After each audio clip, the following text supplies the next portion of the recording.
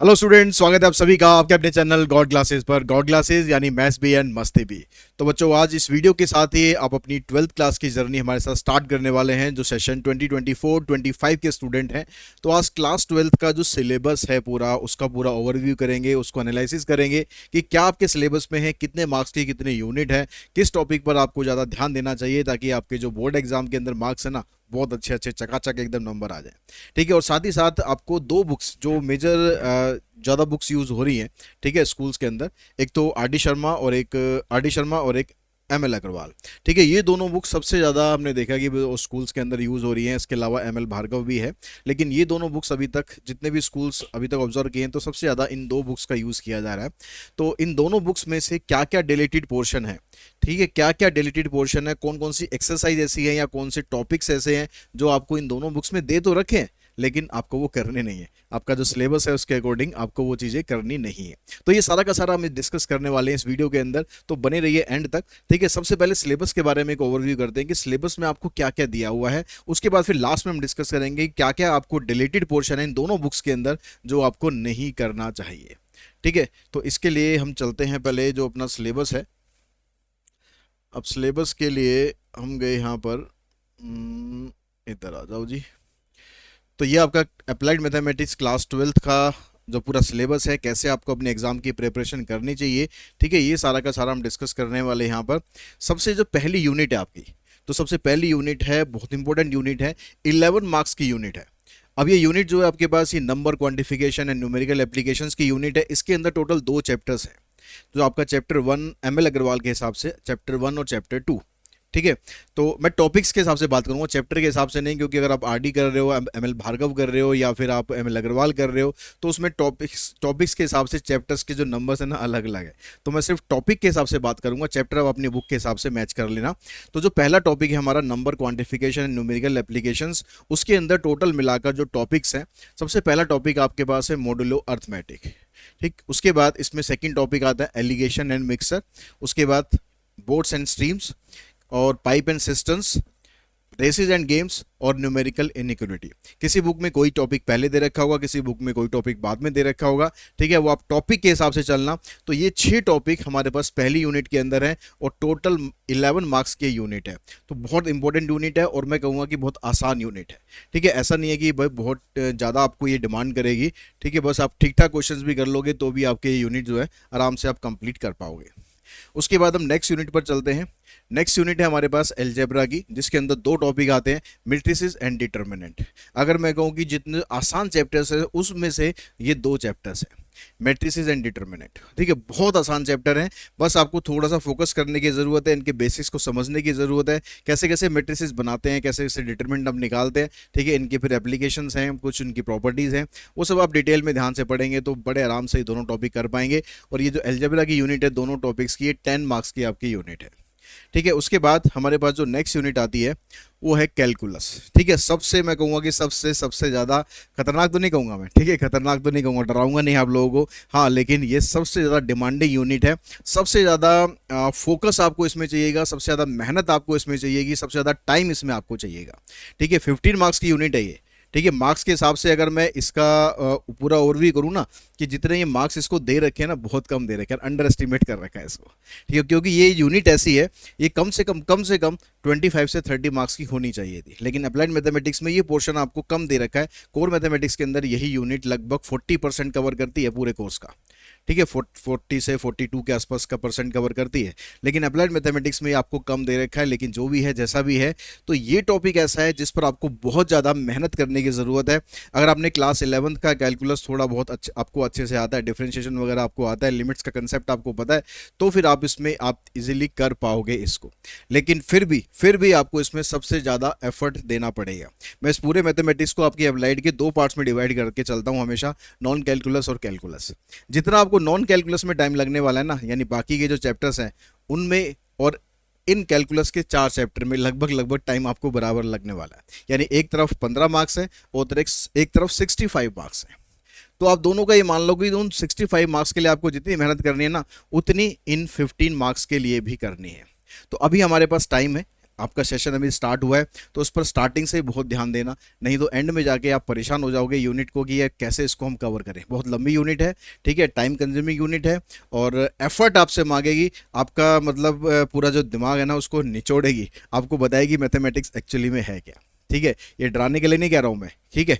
बहुत मज़ेदार यूनिट है, अगर आपको कंसेप्ट समझ में आ जाता है तो बहुत मज़ेदार यूनिट है, कंसेप्ट समझ में नहीं आता तो बहुत बहुत बहुत बर्डन वाली यूनिट है। ठीक है, इसलिए पूरा इसमें स्टार्टिंग से मेहनत करना, कंसेप्ट समझना, बहुत मज़ा आएगा आपको इसको करने में अगर आप कंसेप्ट को अच्छे से समझ जाते हैं तो।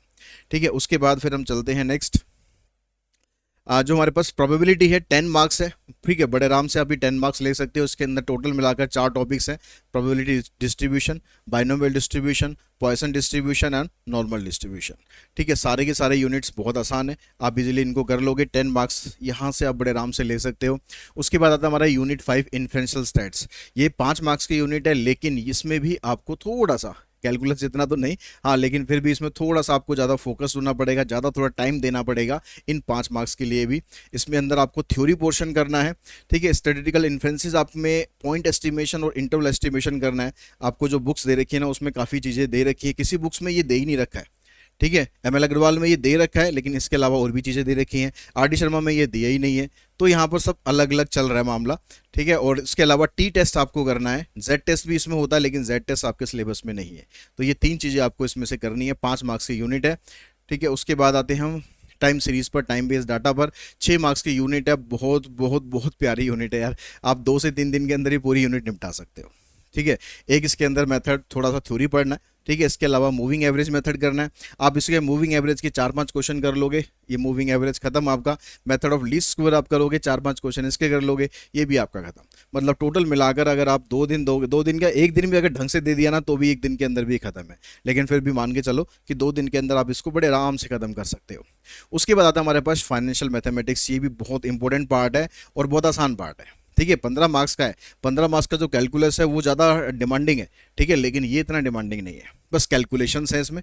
उसके अलावा जो टॉपिक्स हैं, परपेचुटी है, सिंकिंग फंड है, ईएमआई है, रेट ऑफ रिटर्न है, सीएजीआर है और डेप्रीशिएशन है।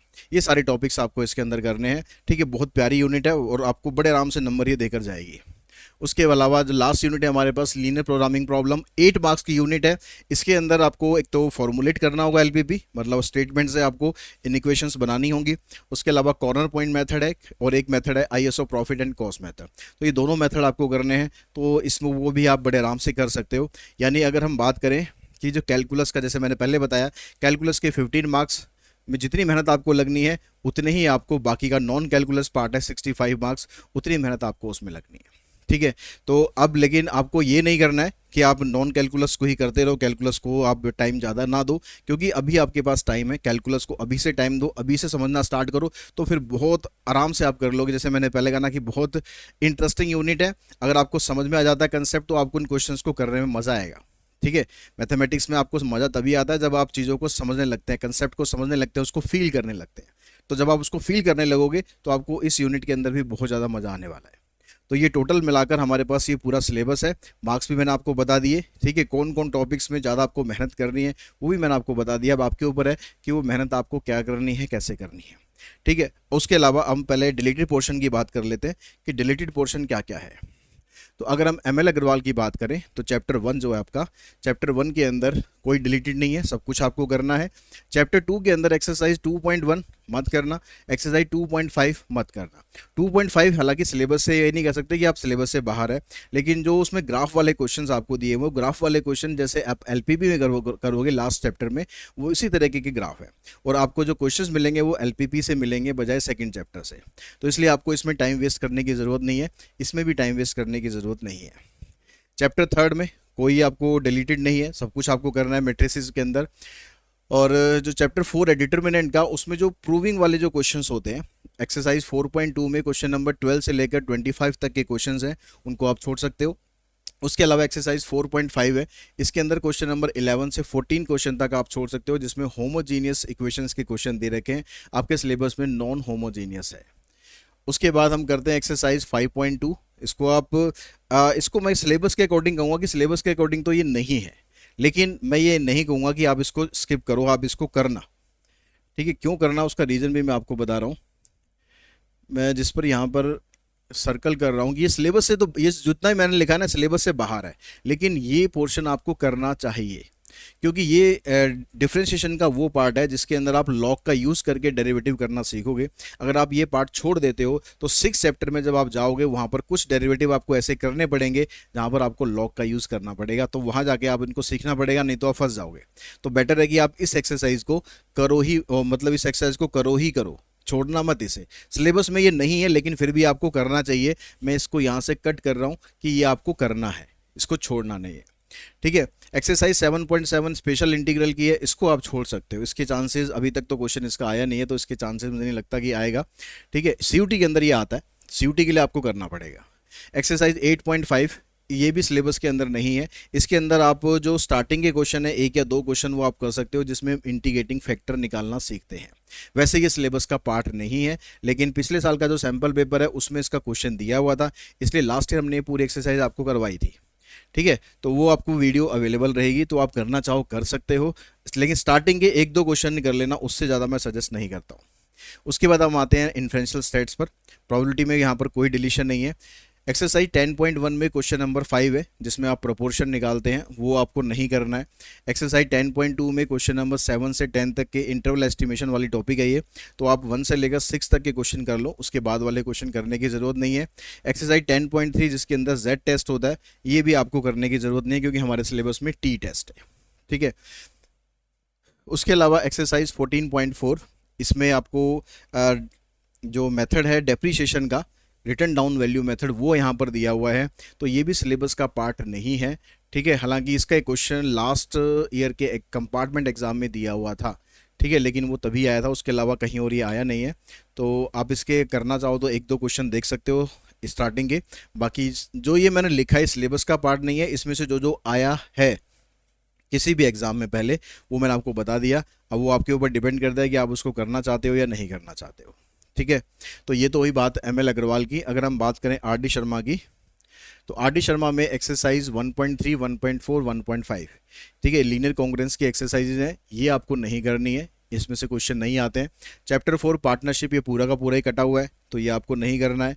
उसके अलावा एक्सरसाइज 6.5 और 6.6, ये दोनों एक्सरसाइज भी आपको नहीं करनी है, ठीक है। उसके बाद हम चलते हैं एक्सरसाइज 9.3। अब ये 9.3 का मतलब ये नहीं है कि आप सीधा प्रोबेबिलिटी पे पहुंचोगे, क्योंकि यहाँ पर 9 चैप्टर, जरा एक बार मैं देख लूँ कौन सा दे रखा है आर डी शर्मा में। और ये जो मैंने आपको सिलेबस बताया ये इस बुक के हिसाब से बताया, हालांकि मेरे को लगता नहीं है कि इस साल कुछ अपडेट इनका आया है, ठीक है। अगर यही वाली बुक आपके पास है तो इसमें आप जा सकते हैं इसी के साथ। अगर कोई नया अपडेट आया है तो मैं कह नहीं सकता इसमें। एक्सरसाइज जो चैप्टर 9 है आपका, वो है एप्लीकेशन ऑफ मैट्रिसेस, इसमें से लियोंट ऑफ इनपुट आउटपुट मैट्रिक्स होती है, ठीक है, वो वाला पोर्शन इसमें नहीं है 9.3, उसमें से आपको यहाँ कटी हुई है। उसके अलावा एक्सरसाइज 13.8 से लेकर 13.15 ये स्पेशल इंटीग्रल की एक्सरसाइज है, ये भी स्पेशल इंटीग्रल की एक्सरसाइज है, तो ये सारी की सारी कटी हुई हैं, ठीक है। सीबीएसई बोर्ड के लिए कटी हुई है, सीयूटी के लिए आप कर सकते हैं।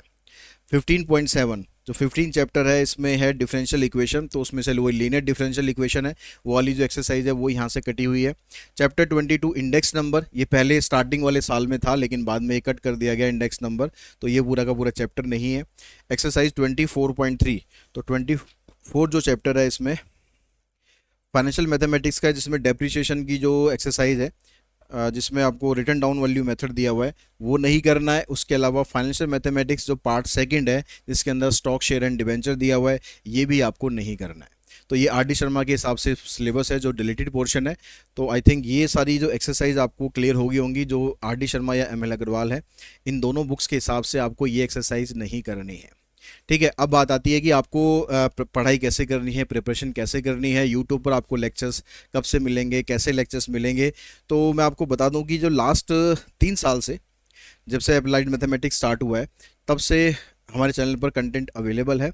और तो लास्ट ईयर जो हमने प्लेलिस्ट बनाई थी पूरी, वो पूरी की पूरी प्लेलिस्ट अवेलेबल है आपके लिए। और उस जो पिछले साल का सिलेबस है, इस साल का सिलेबस है, सारा का सारा सिलेबस सेम है, तो कोई भी सिलेबस में चेंज नहीं है। तो चैप्टर वाइज जो वीडियोस हैं, एक एक क्वेश्चन जो हम करवाते हैं आपको, तो वो वाली वीडियोस इस साल हम नहीं बना रहे। उसकी जगह हम कुछ और अच्छा कंटेंट आपके लिए लेकर आएंगे जिसमें कुछ ट्रिकी क्वेश्चंस हो, कंसेप्ट की नॉलेज हो, तो वो सारी वीडियोस आपको मिलेंगी। तो आपको जो रेगुलर वीडियोस हैं अगर वो आपको देखनी है, उससे आपको अपनी, क्योंकि आप पूरी 12th की जो प्रिपरेशन है वो पूरी की पूरी चैनल के साथ कर सकते हो। आपको हर एक क्वेश्चन लगभग यहाँ पर मिल जाएगा और जो सारी वीडियोस हैं वो आपको मिल जाएंगी। आपको बस करना क्या होगा, आपको करना क्या होगा वो हम बता देते हैं एक बार। आपको करना क्या है जी, आपको YouTube पर जाना है। ठीक है, यहाँ पर YouTube पे ये तो चैनल ये हमारा खुल गया भाई। चलो, यहाँ पर आप प्रॉपर मतलब YouTube पर आप जाएंगे। अब YouTube पर आप सर्च कर लेंगे यहाँ पर गॉड ग्लासेस।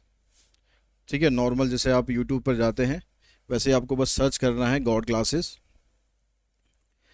जिसने पहले से ही चैनल पे आते रहते हैं उन्हें तो पता ही है। ठीक है, जो पहली बार आ रहे हैं उनके लिए मैं बता रहा हूँ पूरा डिटेल। गॉड क्लासेस सर्च किया आपने, सर्च करके चैनल पर आ जाओ। चैनल पर आओगे तो आपको प्लेलिस्ट यहाँ पर मिलेंगी, यहाँ पर प्लेलिस्ट मिलेंगी। ठीक है, ये प्लेलिस्ट में जाके आप यहाँ पर देखो कई सारी प्लेलिस्ट हैं, तो आपको कौन सी प्लेलिस्ट चाहिए।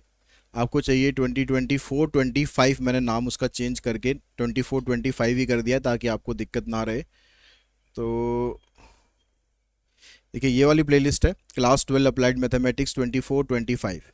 ठीक है, इस पे आप क्लिक करोगे तो इसमें 199 वीडियोस हैं।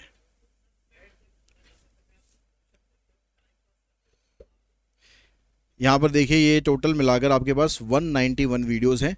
तो आप चैनल पार्ट 1 से स्टार्ट करेंगे। ठीक है, पार्ट 1 पार्ट 2 चैप्टर 1 के हैं ये सारे। ठीक है, चैप्टर 1 की होगी, उसके बाद चैप्टर 2 के स्टार्ट हो जाएंगे।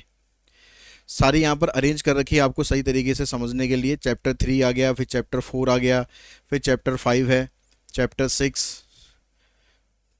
ठीक, उसके बाद फिर चैप्टर 7 इंटीग्रल्स हो गया, चैप्टर 8, चैप्टर 8, चैप्टर 9 प्रोबेबिलिटी, फिर चैप्टर 10 इन्फ्रेंशियल स्टेट्स, फिर चैप्टर 11 टाइम बेस्ड डाटा, फिर चैप्टर 12 और 13 फाइनेंशियल मैथमेटिक्स, फिर एलपीपी। उसके बाद फिर केस स्टडीज़ की वीडियोस भी इसके अंदर आपको मिल जाएंगी। ठीक है, सीबीएसई का जो सैम्पल पेपर लास्ट ईयर का था वो भी इसका सॉल्यूशन है। उसके अलावा हर एक चैप्टर के वन शॉट भी आपको यहीं पर ही अवेलेबल हो जाएंगे, जो भी वन शॉट पिछले साल प्रोवाइड किए थे। उसके अलावा पीवाईक्यू जो सीरीज़ है वो भी इसी प्लेलिस्ट के अंदर है। ठीक है, उसके बाद देखिए जो फार्मूलाज और बेसिक कंसेप्ट हैं उसका जो लाइव सेशन हुआ था एग्जाम से पहले, इंपॉर्टेंट एमसीक्यू के 3 पार्ट थे, ये सारे के सारे इसके अंदर अवेलेबल हैं। इंपॉर्टेंट क्वेश्चंस, ठीक है, जो आप इंपॉर्टेंट क्वेश्चन की प्रैक्टिस करोगे वो सारे भी यहाँ पर वीडियोज़ आपको अवेलेबल हैं। सारी complete theory in one video, जितनी भी आपकी पूरी सिलेबस की थ्योरी है वो सारी की सारी थ्योरी एक ही वीडियो के अंदर है। इंटीग्रल्स की कुछ शॉर्ट ट्रिक्स भी यहाँ पर आपको मिलेंगी, मॉक पेपर की वीडियोज़ है, टाइम मैनेजमेंट टिप्स, ठीक है, MCQ tricks, mock test 1, mock test 2, mock test 3, और सारा का सारा क्विक रिकैप और पेपर एनालिसिस जो इस साल हमारा पेपर हुआ था। यानी पिछले साल का पूरा डाटा आपके पास अवेलेबल है। अगर आप YouTube से प्रिपरेशन करते हैं तो या YouTube पर आप जाइए और ये प्लेलिस्ट खोलिए, प्लेलिस्ट चलाइए और बड़े मज़े से अपनी पूरी की पूरी प्रैक्टिस कीजिए। आपको कोई इसमें टेंशन लेने की ज़रूरत नहीं है। साथ साथ जो नई वीडियोज़ आपके लिए आती रहेंगी उसके लिए बस जो चैनल को सब्सक्राइब करके रखने हैं, और उसके अलावा जो बेल आइकन होता है उसको आप क्लिक करके रखें ताकि जो भी नई वीडियोज़ आएंगी उस तक भी आप फटाफट पहुंच सके, आपको उसका इंटीमेशन भी टाइमली मिल सके।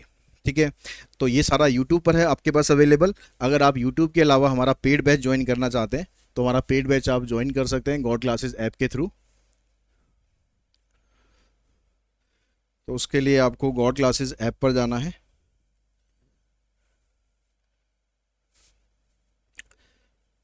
तो यहाँ पर ये godclasses.in, ठीक है, .in वाली जो वेबसाइट है यहाँ पर आप जाएंगे तो यहाँ से आप लॉगिन करेंगे। लॉगिन करने के लिए आपके पास यहाँ पर तो लॉगिन हो रखा है मेरा, ठीक है, ऑलरेडी। तो लॉगिन आप करेंगे, आपको मोबाइल नंबर डालना, उस पर ओटीपी आएगा, वहाँ से लॉगिन आप कर सकते हो। लॉगिन करने के बाद जो कोर्सेज़ हैं हमारे वो सारे कोर्सेज़ आपको यहाँ पर दिख जाएंगे। ये सारे के सारे कोर्सेज़ हैं। देखिए जो क्लास 12 के लिए कोर्स है वो कोर्स है हमारा, ये वाला कोर्स है उड़ान। ये उड़ान 4.0 24-25 अप्लाइड मैथमेटिक्स क्लास 12th, ये बैच ऑलरेडी पेड बैच है, ऑलरेडी ये चल रहा है बैच। अगर आप अब इसको ज्वाइन करना चाहते हैं तो अभी भी आप इसको ज्वाइन कर सकते हैं। जो क्लासेस ऑलरेडी हो चुकी हैं वो आपको एज ए रिकॉर्डेड लेक्चर मिलेंगी, आप वो रिकॉर्डेड लेक्चर देख के अपना पीछे का कवर कर सकते हैं और जो भी आपके डाउट्स आएंगे उनको लाइव क्लास में आप पूछ भी सकते हैं। ठीक है, ये सारी की सारी डिटेल मैंने आपको एक सेपरेट वीडियो के थ्रू भी बता रखी है। फिर भी किसी को कोई क्वेश्चन पूछना हो इसकी टाइमिंग्स वगैरह के रिलेटेड या जो भी और कोई क्वेश्चन पूछना हो तो मुझे व्हाट्सएप कर सकता है या मेल कर सकता है। तो जो भी आपकी क्वेरी होगी उसका आपको ज़रूर जवाब दिया जाएगा। और अपनी तैयारी ये आपके ऊपर डिपेंड करता है कि आप यूट्यूब के थ्रू करना चाहते हैं, आप पेड बैच के थ्रू करना चाहते हैं या आप किसी और तरीके से करना चाहते हैं। हमारा काम है कि आप लोगों को सपोर्ट करना हर एक तरीके से। ठीक है, अब आपके ऊपर डिपेंड करता है कि आप उसको किस तरीके से लेते हो, आप उसका यूज़ किस तरीके से करते हो, क्योंकि अल्टीमेटली एग्जाम आपको देना है, सोचना आपको है कि आपके लिए क्या अच्छा है क्या बुरा है। तो मेरे ख्याल सारी इन्फॉर्मेशन आपको मिल गई है कि किस तरह से आपको तैयारी करनी है, क्या क्या आपका डेलीटेड पोर्शन है, क्या आपका सिलेबस है। ठीक है, और हम उम्मीद करते हैं कि आपकी क्लास 12th की जर्नी में आपको हम पूरी हेल्प कर सकें और जब आपके बोर्ड एग्जाम खत्म हो तो आप बहुत अच्छे मोड के साथ अपना बोर्ड एग्जाम खत्म करें और सभी बहुत अच्छे अच्छे मार्क्स लेकर आएँ। तो इसी विशेष के साथ हम ये वाला वीडियो यहाँ पर फिनिश करते हैं और जल्दी ही आपको जो क्लास 12th की वीडियोज़ है वो मिलनी स्टार्ट हो जाएंगी। Thanks all of you.